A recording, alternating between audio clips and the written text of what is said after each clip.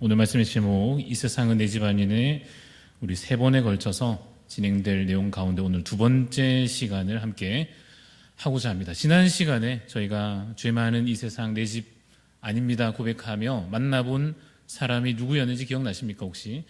롯의 아내, 돌아보지 말아야 할 때에 돌아보았던 롯의 아내에 대해서 우리가 보았는데, 오늘은 민수기에 있는 내용을 통해서 정말 우리가 어디에 속한 자인가, 어디에 우리가 살 것을 소망하여야 할 것인가 마음에 한 번 더 말씀을 통해 깨닫기를 소원합니다.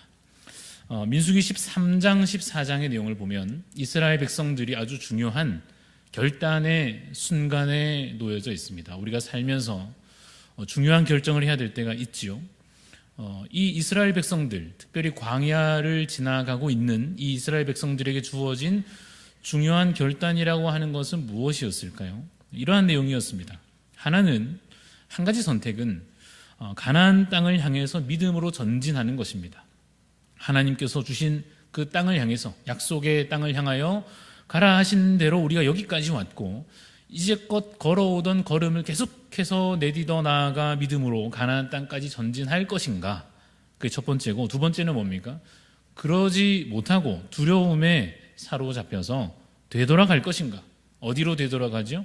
애굽으로, 이전에 그들이 지냈던 그곳으로 돌아갈 것인가, 복귀할 것인가라고 하는 이러한 아주 중요한 결단의 순간에 놓여져 있습니다. 왜 이러한 결단을 해야 되는 상황에 또 왔는가? 그 구체적인 상황을 들여다보면 이렇습니다. 우리가 잘 아는 12정탐꾼 아시죠? 12명이 지파별로 대표로 나와서 가나안 땅이 어떠한가를 미리 살펴보고 왔습니다. 그래서 그 살펴보고 온 내용을 이제 이스라엘 백성들에게, 그리고 지도자 모세에게 많은 사람들이 다 들을 수 있도록 보고하지요. 그 보고의 내용이 요약하면 딱 두 가지입니다. 첫 번째는 뭡니까? 땅이 참 좋더라는 거죠. 야, 거기 있는 과일들 보니까, 야, 진짜 포도도 무슨 과일이 있었을까요? 여하튼 우리가 상상해 볼 법한, 그래서 우리가 그런 그림을 본 것도 같지 않습니까? 두 사람이 포도를 한 송이를 막 메고 가는 그러한 그림 본 적 있으실 텐데, 야, 그 땅에 갔더니 과일이 진짜 맛있겠더라. 정말 맛있더라. 엄청 크더라. 땅이 너무너무 비옥해서 농사가 너무너무 잘 되더라. 야, 우리 거기 가면 진짜 하나님 말씀하신 대로 잘 먹고 잘 지낼 수 있는 풍요의 땅이더라라고 이야기하고, 또 하나 중요한 보고의 내용이 뭐였는가 하면, 보이시는 대로, 야, 그런데 그 땅의 적들이 어떻다고요? 강하더라. 야, 야, 우리는 거의 초등학생이다. 초등학생이고 거기는 거의 무슨 격투기 선수 마냥, 야, 힘이 엄청나겠더라. 무기를 비교해 보니까 그들이 가진 무기는 진짜 신식 무기고 엄청나게 전투력이 높아 보이고, 우리는 거기에 비하면 야, 진짜 아무것도 아니더라. 갔다가는 우리는 다 죽겠더라 라고 하는 이러한 이 가나안 땅에 대한 보고 내용이 들어온 것입니다. 좀 더 구체적으로 보면 민수기 13장에 갈렙이, 그 12명에 속한 갈렙이 이렇게 말합니다. 사람들을 조용하게 잠깐 들어보십시오 했겠지요. 우리가 이제 올라갑시다. 그 땅은 좋은 땅입니다. 그 땅을 가서 취하고 하나님 말씀대로 그 땅을 정복하고 가면 우리가 능히 이길 것입니다 라고 보고를 했단 말이에요. 그런데 그와 함께 올라갔던 그 다음 절 31절에 민수기 13장 31절 말씀이 뭐라고 기록되어 있습니까? 그와 함께 올라갔던 사람들은, 나머지 꽤 다수 10사람이나 되는 사람들은 뭐라고 보고를 합니까? 뭐라고 사람들을 막 이렇게 불러일으킵니까? 우리는 가면 절대 이기지 못할 것이다. 그들이 우리보다 훨씬 강하기 때문에 우린 가면 다 죽고 말 것이다 라고 막 이야기를 하는 상황에 있습니다. 여러분들이 그 이스라엘 백성 중에 한 사람으로 있었다면 어떤 결단을 하셨을지 모르겠지만, 그 결단이라고 하는 것이 결국 이것이죠. 믿음으로 전진할 것인가, 가나안 땅을 향해서 계속해서 나아갈 것인가, 아니면 이쯤해서 야, 여기까지 온 것만 해도 야, 우리 대단하다, 그만하자, 이제 우리 갔다가는 죽는다는데 여기서 그냥 돌아가자. 전진할 것인가, 후퇴할 것인가. 조금 더 그들의 입장에서, 이스라엘 백성들의 입장에서 표현하면 이렇게 표현할 수도 있을 것입니다. 가나안 땅에 대한 내용을 들었지만, 보고 내용을 받았지만, 좋다고는 하지만 또 위험하다고도 하니 그 불확실한, 우리가 가면 이길 수 있는 건지 없는 건지, 야, 진짜 저 사람들 말대로 다 죽고 우리 처자식은 가서 노예로 끌려가고 이렇게 되는 것은 아닌지, 이 불확실한 미래가 있는 거죠. 그래서 이걸 피하려면 어디로 가야 됩니까?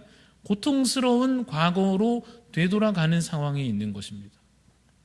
그런데 그들이 기억하는, 이스라엘 백성들이 기억하고 있는 그들의 고통스러운 과거가 어떤 내용이 있는지 우리가 잠깐 되돌아가 볼 수 있습니다. 출애굽기 1장으로 가보면 그 이스라엘 백성들이 고통스러운 과거를 어떻게 겪었느냐 하면 이렇게 기록되어 있죠. 어려운 노동으로 그들의 생활을 괴롭게 하니, 누가 그랬죠? 애굽의 그 이집트의 권력자들과 그 바로가 사람들을 시켜가지고 이 사람 수가 막 늘어나는 이 히브리 민족들, 그냥 둬서는 안 되겠다. 이 이스라엘 사람들 어떻게든지 괴롭혀가지고 밟아야 되지, 눌러야 되지. 이거 그냥 뒀다가는 큰일 나겠다 하는 마음으로 막 힘든 노동을 시킨 것 아닙니까? 흙 이기기와 벽돌 굽기와 농사의 여러 가지 일이라 그 시키는 일이 모두 엄하였더라. 힘들었다고요? 안 힘들었다고요? 힘들었단 말이에요. 이 끝이 아니고 고통스러운 과거 가운데 이런 내용도 있었습니다. 바로가 너무 불안해서 그랬는지 많은 백성들 앞에 뭐라고 명령을 했더랬습니까? 아들이 태어나면 나일강에 던져라, 죽여라 라고 하는 무시무시한 끔찍한 명령이 떨어졌던 것을 이스라엘 백성들이 경험했지 않습니까? 그 땅에 사는 동안에 그런 일을 겪어야 했단 말이에요.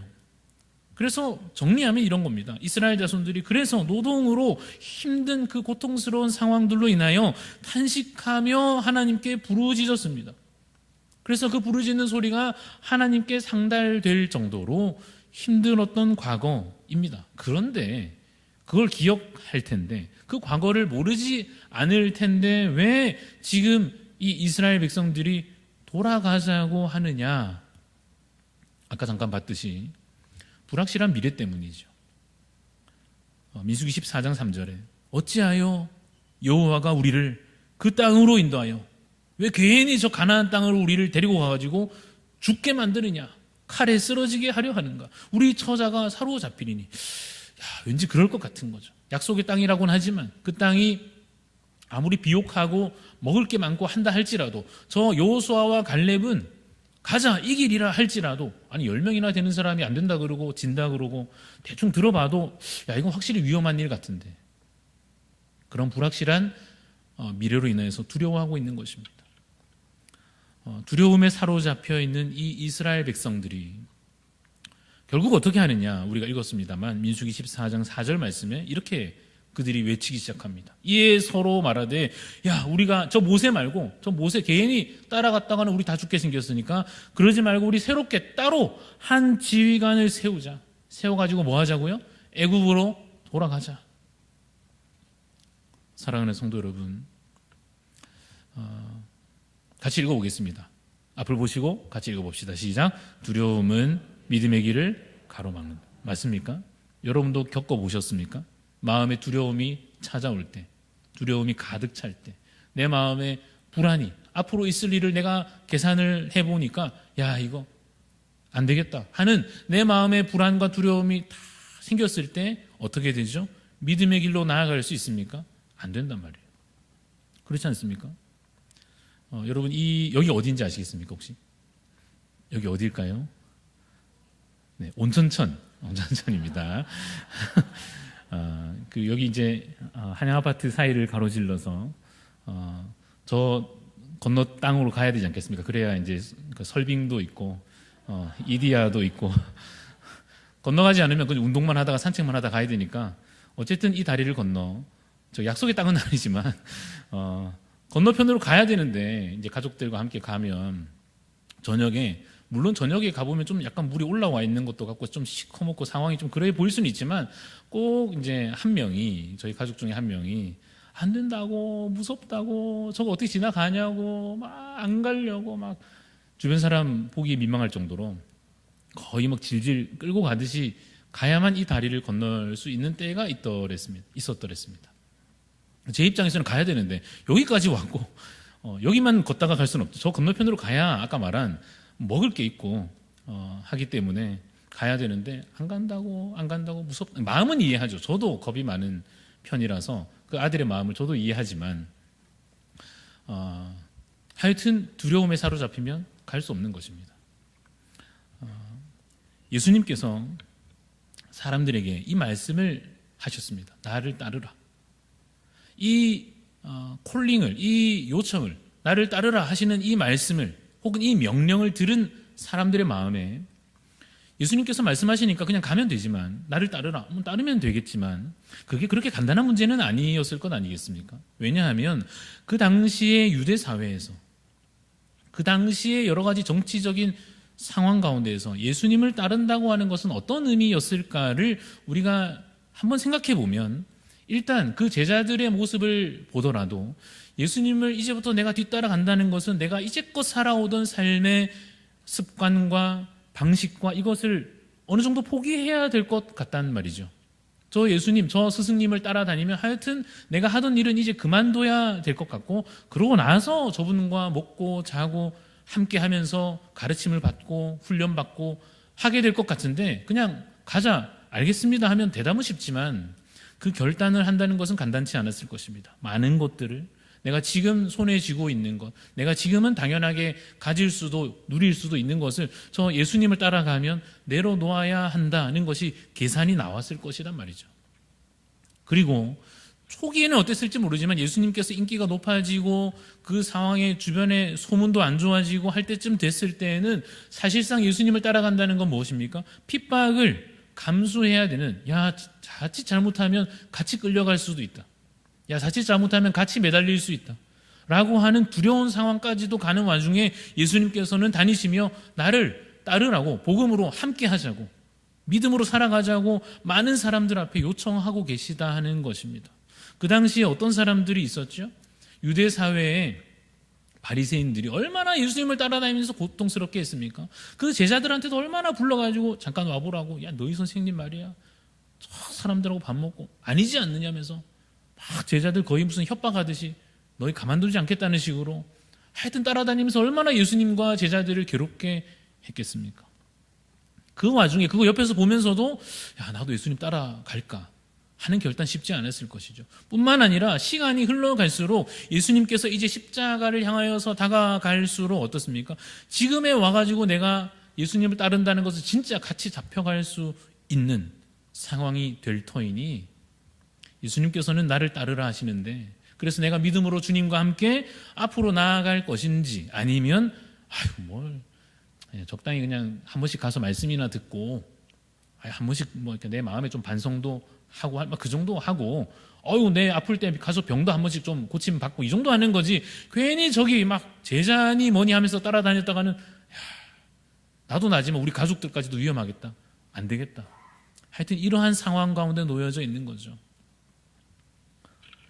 여러분은 어떠십니까? 예수님께서 오늘 여러분들에게 그리스도인으로 살라고, 말씀대로 살라고, 거룩한 삶을 살아가자 말씀하시는데, 오늘날 여러분들이 그리스도인으로 살아간다 하는 것은 어떠한 의미로 와닿고 계시는지, 혹은 우리가 오늘 누군가에게 복음 전할 때 그 사람 입장에서 내가 이제껏 사는 동안에 이렇게 살아왔는데 이제 와서 내가 교회 다닌다고 하는 것이, 이제 와서 내가 예수 믿는다고 하는 것이 어떤 의미로 와닿을지 한번 생각을 해보니까 이럴 수 있겠다는 생각이 들었습니다. 예를 들면 여전히 예수 믿는다는 것은 누군가에게는 가시밭길이지 않을까. 가족들한테 갑자기 이때까지 편하게 잘 지냈던 가족들한테 이제부터 갑자기 괄시받고 무시당하고 괜히 핍박당하는 일이 누군가에게 시작될 수도 있는 것입니다. 그렇지 않습니까? 잘 지내다가 왜 너 혼자 교회 가가지고 우리 집안 재수없게 하는 소리를 들어야 되는 상황을 이제부터 내가 결단해야 되는 사람도 있을 것 같다는 거죠. 또 누군가에게 생각할 때 내가 이제부터 예수 믿는다는 것, 그래서 저 사람 말대로 내가 교회 다니고 열심히 그 믿음의 생활을 해가면 내가 대충 주변에 예수 믿는 사람들 보니까 야, 그 사람들 교회 헌금 되게 많이 하는 것 같던데 나 이때까지는 내가 내 버는 돈 가지고 내가 편하게 쓰고 내 자식들 먹이고 했는데 이제부터는 그 문제에 대해서 결단을 해야 되는 것인가 라고 하는 문제일 수도 있을 것입니다. 돈뿐만이 아니고 시간에 있어서도 요즘에는 돈보다 시간을 더 중요하는 시대로 바뀌어져 가는 것도 같은데요. 내 시간을 주말에 이 황금 같은 그 푹 자야 되는 아침 시간을 내가 하고 싶은 거 사람들 만나고 먹고 싶은 거 먹고 마시고 할 수 있는 그 저녁 시간을 근데 어디 여행도 다녀오고 캠핑도 아이들이랑 한 번씩 가고 할 수 있는 그 황금 같은 시간들을 괜히 표현이 좀 그렇지만 갖다 바쳐야 되는 것 같은, 야, 내가 예수 믿으면 저거 해야 되는 거 아닌가? 라고 계산을 놔보면 그게 쉬운 결단이 저도 그들의 입장에서 아닐 수도 있겠다 하는 것입니다. 하나 더 붙이면, 그래도 내가 이때까지 살아오면서 이 몸에 붙은 습관들이 있고 삶의 방식이 있는데, 담배도 끊고 술도 끊고 그 사람들 관계도 정리하고, 야, 이거 내가 예수 믿는다는 거 뭐 교회 가는 거야 뭐 가면 되지만, 이제 그렇게 새 삶을 산다고 계산을 해보면 그게 과연 쉬운 일이겠는가라고 고민할 만도 하겠구나. 그렇지 않겠습니까? 그래서 여전히도 믿음으로 산다는 것, 주님 말씀대로 전진한다고 하는 것은 큰 결단의 문제예요.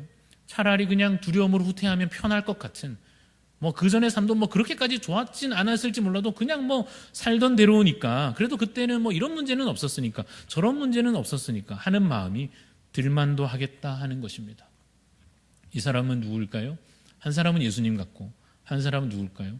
이거 뭐 정확한 사진이나 그런 건 아니니까 맞추기 나름입니다만, 제가 의도한 바 이거 누군 것 같습니까? 예수님과 부자 청년의 모습입니다. 무슨 대화를 나누고 있을까요? 이런저런 그가 궁금한 것을 예수님께 여쭙고 예수님께서는 그에게 답해 주시고 하다가 예수님께서 갑자기 결단을 요구하시지 않습니까? 나를 따르라. 네 가진 거 나눠주고 나를 따르라 할 때 이 부자 청년이, 주님, 내가 이제껏 살던 삶을 다 내려놓고 이제는 내가 주님을, 당신을 따르겠습니다 했습니까? 아니면 근심하며 집에 갔습니까? 집에 갔단 말이에요. 왜 그랬죠? 성경에 있는 표현대로 말하면 재물이 많은 거로 근심하며 집에 갔습니다.